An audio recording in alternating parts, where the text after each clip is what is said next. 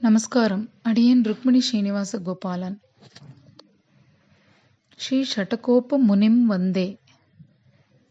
இன்று நாம் காண இருப்பது முதலாழ்வார்கள் வைபவம். துலாயாம் ஸ்ரவணே ஜாத்தம் காஞ்சியாம் காஞ்சன வாரிஜாத் துவாபரே பாஞ்சஜன்யாம்சம் ஷரோ யோகி நமாஸ்ரயே.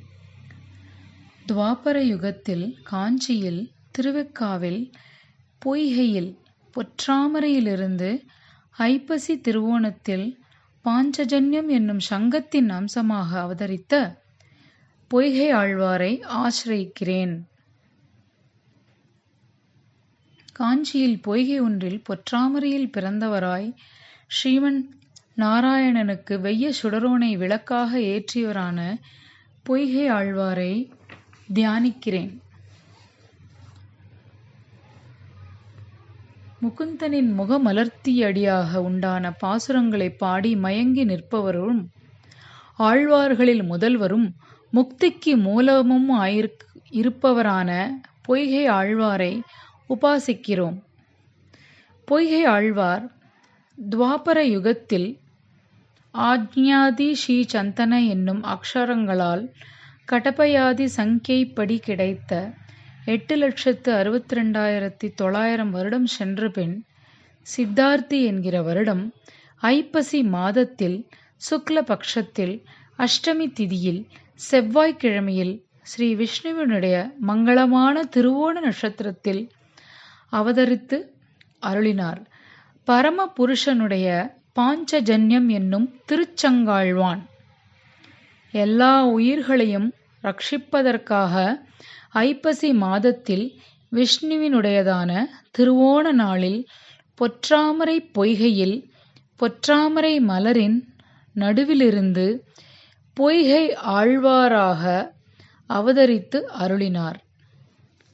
தனியன்களிலும் வைபவ ஸ்லோகங்களிலும் முன்னோர்கள் அனுசந்தித்த ரீதியில் துவாபர யுகத்தில் 8,62,900 வருடங்களுக்குப் பின் சித்தார்த்தி என்னும் வருடத்தில் ஐப்பசி மாதத்தில் சுக்லபக்ஷ அஷ்டமி திதி செவ்வாய்க்கிழமையுடன் கூடிய திருவோண நட்சத்திரத்தில் பாஞ்சஜன்யம் என்னும் சங்கத்தின் அம்சமாக காஞ்சி பொய்கை ஒன்றில் பொற்றாமரையில் பிறந்தவர் பொய்கை ஆழ்வார். செய்யதுலா ஓணத்தில் ஜகத்துதித்தோன் வாழியே, திருக்கச்சி மாநகரம் செழிக்க வந்தோன் வாழியே, வையம் தகளில் 100 வகுத்துரைத்தான் வாழியே, வனசமலர் கரு அதனில் வந்தமைந்தான் வாழியே, வெய்ய கதிரோன் தன்னை விளக்கிட்டான் வாழியே, வேங்கடவர் திருமலையை விரும்புமவன் வாழியே, பொய்கை முனி வடிவழகும் பொற்பதமும் வாழியே, பொன்முடியும் திருமுகமும் இப்பூதலத்தில் வாழியே என்னும் இந்த வாழித் திருநாமமும் இங்கு நாம் அனுசந்திக்கத்தக்கது.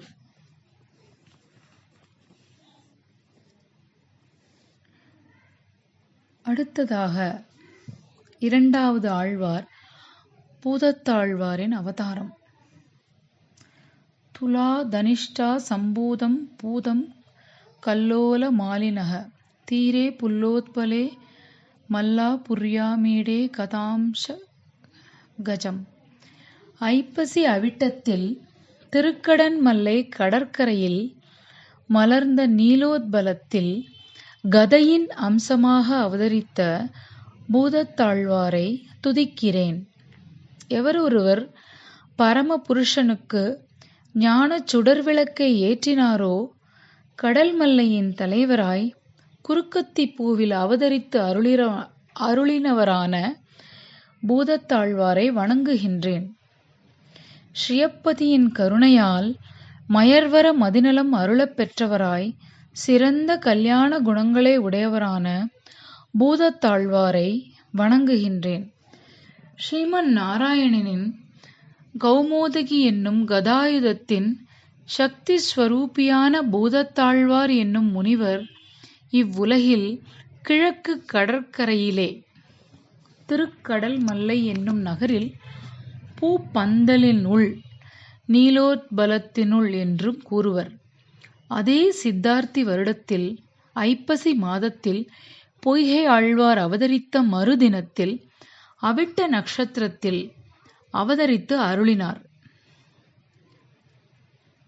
பொய்கை ஆழ்வார் அவதரித்த மறுதினம் அவிட்ட நட்சத்திரத்தில் எம்பெருமானுடைய பஞ்சாயுதங்களில் கௌமோதகி என்னும் கதையின் அம்சமாக மகாபலிபுரத்தில் திருக்கடன் மல்லையில் நீலோத்பலத்தினுள் அவதரித்தவர் பூதத்தாழ்வார். அன்பே தகழி நூறும் அருளினான் வாழியே, ஐப்பசியில் அவிட்டத்தில் அவதரித்தான் வாழியே, நன்புகழ்சேர் குறுக்கத்தி நான் மலரோன் வாழியே, நல்ல திருக்கடன் மல்லை நாதனார் வாழியே, இன்புருகு சிந்தை திரி இட்டபிரான் வாழியே, எழில் ஞான சுடர் விளக்கை ஏற்றினான் வாழியே, பொன்புரையும் திருவரங்கர் புகழுரைப்போன் வாழியே, பூதத்தார் தாளினையில் இப்பூதலத்தில் வாழியே என்னும் வாழி திருநாமமும் இங்கு நாம் அனுசந்திக்கத்தக்கது. மூன்றாவதாக பேயாழ்வார். துலா சதபி சக்ஜாதம் மயூர புரி கைரவாத் மகாந்தம் மகதாக்கியாதம் வந்தே ஸ்ரீநந்தகாம்சகம். ஐப்பசி சதயத்தில் திருமயிலையில் ஓர் கிணற்றில் செங்கழுநீர், அதாவது செவ்வல்லி பூவிலிருந்து நந்தகம் என்னும் வாளின் அம்சமாக அவதரித்த பெரியவரான பேயாழ்வாரை வணங்குகின்றேன். பொய்கை ஆழ்வார் பூதத்தாழ்வார் அவதரித்த சித்தார்த்தி வருடத்தில் ஐப்பசி மாதத்தில் மறுதினம் சதய நட்சத்திரத்தில் திருமயிலையில் செவ்வல்லி செங்கழுநீர் நடுவிலிருந்து அவதரித்தவரும் பக்தியினாலே பெரியவரும் அதனாலேயே பேயாழ்வார் என்று பெயர் பெற்றவரும் சாத்திய பக்தியே வடிவெடுத்தவரும் ஸ்ரீ நந்தகம் என்னும் வாளின் அம்சமானவருமான பேயாழ்வாரை வணங்குகின்றேன். தாமரையாள் கேழ்வனுடைய திருவடித் தாமரைகளில் பெரும் காதலால் உண்டான சிறந்த மயக்கத்தால் பேய் போலே திரிந்தமையால் பேயாழ்வார் என்று எங்கும் புகழ் பெற்று குணக்கடலான பேயாழ்வாரை வணங்குகின்றேன். ஐப்பசி மாதத்தில் சதய நட்சத்திரத்தில் திருமயிலை நகரில் செவ்வல்லி பூவிலிருந்து நந்தகத்தின் அம்சமாக சாத்திய பக்தியே வடிவெடுத்தவராக ஞானியான பேயாழ்வார் அவதரித்து அருளினார். திருக்கண்டேன் என நூறும் செப்பினான் வாழியே, சிறந்த ஐப்பசியில் சதயம் ஜனித்த வள்ளல் வாழியே, மறுக்கமழும் மயிலிநகர் வாழ வந்தோன் வாழியே, மலர்கரிய நெய்தல் தனில் வந்துதித்தான் வாழியே, நெருக்கிடவே இடைக்கழியில் நின்ற செல்வன் வாழியே, நேமி சங்கன் வடிவழகை நெஞ்சில் வைப்போன் வாழியே, பெருக்கமுடன் திருமழிசைப் பிரான் தொழுவோன் வாழியே, பேயாழ்வார் தாளினையில் பெருநிலத்தில் வாழியே. இவ்வாறு வாழி திருநாமமும் இங்கு அனுசந்திக்கத்தக்கது. மேலும் முதலாழ்வார்கள் மூவரின் வைபவம். இவ்வாறு அயோனிஜராக அவதரித்த இம்மூவரும் எம்பெருமானுடைய நிர்ஹேதுக கடாட்சத்தாலே மயர்வர மதிநலம் அருளப்பெற்று ரஜஸ் தமோ குணங்கள் அற்றவராக சத்வகுணம் மிகுந்தவராய் எம்பெருமான் விஷயத்தில் அடிமை செய்வதில் ஊன்றி நிற்பவராய் நிறைந்த ஞான பக்தி வைராகங்களை உடையவராக சோறு நீர் வெற்றிலை முதலானவற்றை தாரக போஷக போக்கியங்களாக கொள்ளாமல் எம்பெருமானுடைய குணங்களையே எல்லாமாக கொண்டவர்களாய் உண்டியே உடையே உகந்தோடும் சம்சாரிகளோடு ஒட்டாதவர்களாக ஒரு நாள் இருந்த இடத்திலே மறுநாள் இராமல் ஒவ்வொரு நாள் ஒவ்வொரு ஊரில் தங்குகின்றவர்களாய் ஒருவரை ஒருவர் அறியாமல் தனித்தனியே வாழ்ந்து வந்தார்கள். இப்படி இருக்கும் காலத்தில் இவர்களைக் கொண்டு திவ்ய பிரபந்தங்களை உலகுய்ய அவதரிக்கச் செய்ய திருவுள்ளம் பற்றியவனாய் இவர்களை திருக்கோவலூரிலே ஒரு நாள் இரவு சந்திக்கச் செய்தான் எம்பெருமான். முதலில் அவ்வூருக்கு வந்த பொய்கை ஆழ்வார் மிருகண்டு முனிவரின் ஆசிரமத்தின் இடைக்கழியில் சயனித்துக் கொண்டிருந்தார். அப்பொழுது பூதத்தாழ்வார் அவ்விடத்திற்கு வந்து தங்க இடம் கேட்க, இவ்விடம் ஒருவர் படுக்கலாம், இருவர் இருக்கலாம் என்று கூறி பொய்கை ஆழ்வார் அவரை வரவேற்றார். இருவரும் ஒருவருக்கொருவர் தண்டனிட்டு பகவத் குணானுபவம் செய்து கொண்டு வீற்றிருந்தார்கள்.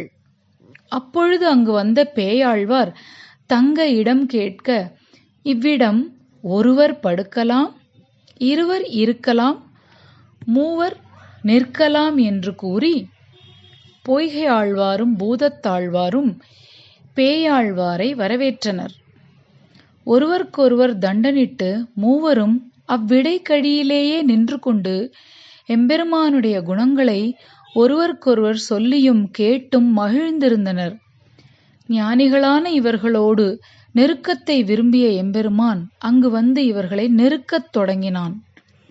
இப்படி நெருக்குகிறவர் யார் என்று காண்பதற்காக, வையம் தகழியா வார்க்கடலே நெய்யாக வெய்ய கதிரோன் விளக்காக என்று தொடங்கி வருத்தும் புறவிருள் மாற்ற மறையின் குருத்தின் பொருளையும் செந்தமிழ் தன்னையும் கூட்டி ஒன்றத் திரித்து அன்றரித்த திருவிளக்காக முதல் திருவந்தாதியை பாடினார் பொய்கை ஆழ்வார். அன்பே தகழியா ஆர்வமே நெய்யாக இன்புருகு சிந்தை இடுதிருகியா நண்புருகி ஞானச் சுடர் விளக்கேற்றினேன் நாரணர்க்கு ஞானத் தமிழ் புரிந்த நான் என்று தொடங்கி இறைவனை காணும் இதயத்து இருள்கட ஞானமென்னும் நிறைவிளக்கேற்றுவது போலே இரண்டாம் திருவந்தாதியை பாடினார் பூதத்தாழ்வார். இவ்விரண்டு விளக்குகளினாலும் மன்னிய பேரிருள் மாண்டபின் கோவலுள் மாமலரால் தன்னொடு மாயனை கண்டு காட்டிய தமிழ் தலைவரான பேயாழ்வார் திருக்கண்டேன் பொன்மேனி கண்டேன் என்று தொடங்கி மூன்றாம் திருவந்தாதியை பாடினார். நீயும் திருமகளும் நின்றாயால் என்னும் பாசுரத்திலே பொய்கை ஆழ்வார் தெளிவாக பேசினார்.